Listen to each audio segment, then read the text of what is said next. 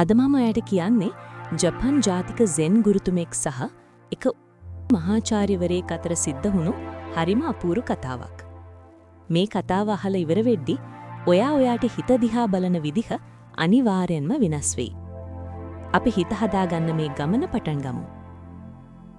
මේ කතාව පටන් ගන්නේ හරිම නිහඬ සුන්දර පරිසරයක තියෙන පුංචි ආරාමයකින්.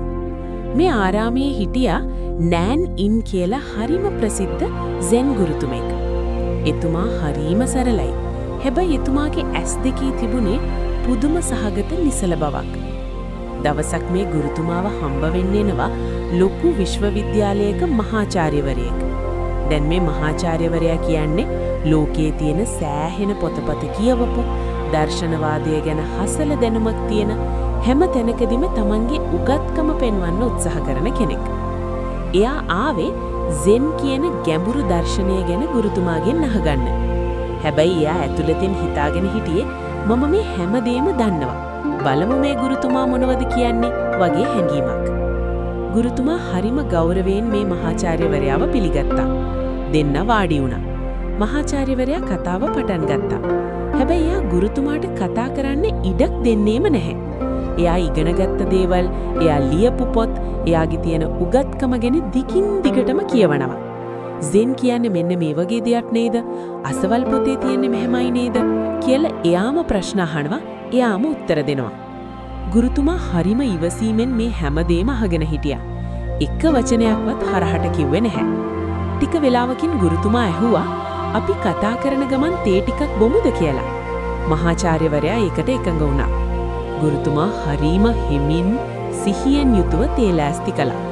වතුර රත් වෙන සද්දය, තේ කොළවල සුවඳ ඒ මුළු කාමරේම පිරුණා. ඊට පස්සේ ගුරුතුමා මහාචාර්යවරයාගේ ඉස්සරහින් තිබුණු හිස් කෝප්පේට තේවත් කරන්න ගත්තා. මහාචාර්යවරයා තාමත් Tamanගේ උගත්කම ගැන කියවනවා. ගුරුතුමා තේවත් කරනවා. කෝප්පය භාගයක් පිරුණා. 3 කාලක් පිරුණා. දැන් කෝප්පය කට ගාවටම පිරීලා. හැබැයි ගුරුතුමා නතර කළේ නැහැ. එතුමා තවදුරටත් තේවත් කරනවා.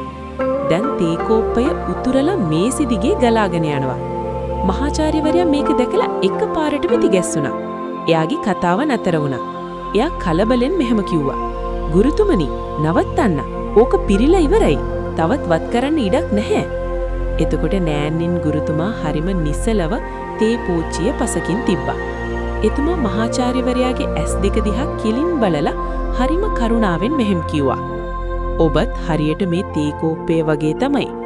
ඔබ මෙතනට එනකොටම ඔබේ හිත ඔබේම අදහස් වලින්, ඔබේම මතවාද වලින් සහ දැනුමින් උතුරන්න පිරුලයි තිබුණේ.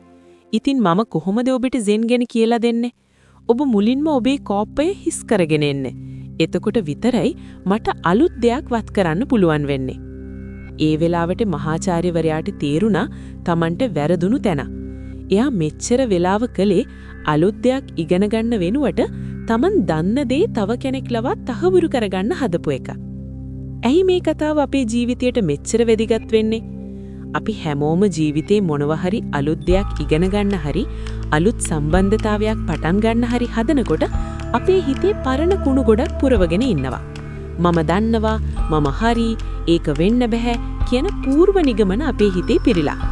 ඔයා හිතන්නකෝ ඔයා අලුත් රෝගයක් ගැන දොස්තරු කෙනෙක් හම්බ වෙන්න යනවා කියලා. හැබැයි ඔයා Google එකකින් කියවපු දේවල් ඔළුවේ තියාගෙන දොස්තරුට කතා කරන්න ඉඩ නොදී ඔයාම කියවනවා නම් දොස්තරුට පුළුවන් ද ඔයාට ඇත්තටම උදව් කරන්න? නැහැ. අපේ ජීවිතයේ ප්‍රශ්න විසඳ ගන්න බැරි වෙලා තියෙන්නේ මේ නිසාමයි. අපි ප්‍රශ්නයක් දිහා බලන්නේ අපේ පරණ අත්දැකීම් වලින් පිරිච්ච හිතකින්. හරියට අර පිරිච්ච තේ කෝප්පේ වගේ. අලුත් විසඳුමක්, අලුත් සිතුවිල්ලක් ඇතුළ වෙන්න අපේ හිතේ ඉඩක් නැහැ. සෙන් දර්ශනයේ උගන්වන්නේ beginner's mind, හෙවත් ආධුනිකයෙකුගේ සිත පවත්වා ගන්න ආකාරයයි. ඒ කියන්නේ මොනතරම් උගතෙක් වුණත්, මොනතරම් අත්දැකීම් තිබුණත් හැම මොහොතකම අලුත් දෙයක් ඉගෙන ගන්න පුරුවන් විදිහට හිත හිස්ව තබා ගැනීම. ඉතින් ඔයා අද ඉඳන් උත්සාහ කරන්න කවුරු හරි දෙයක් කියද්දි නැත්තම් අලුත් අත්දැකීමකට මුහුණ දෙද්දි මම මේක දන්නවා කියන හැඟීම පැත්තකින් තියාගෙන හිත හිස් කරගෙන ඒකට අහුම්කම් දෙන්න. එතකොට ඔයාට පෙනෙයි ලෝකයේ මීට වඩා කොච්චර වෙනස්ද කියලා. මේ කතාව ගැන ඔයාගේ අදහස මොකක්ද? ඔයාටත් හිතනවද අපේ හිත සමහර වෙලාවට අනවශ්‍ය දේවලින් පිරීලා කියලා?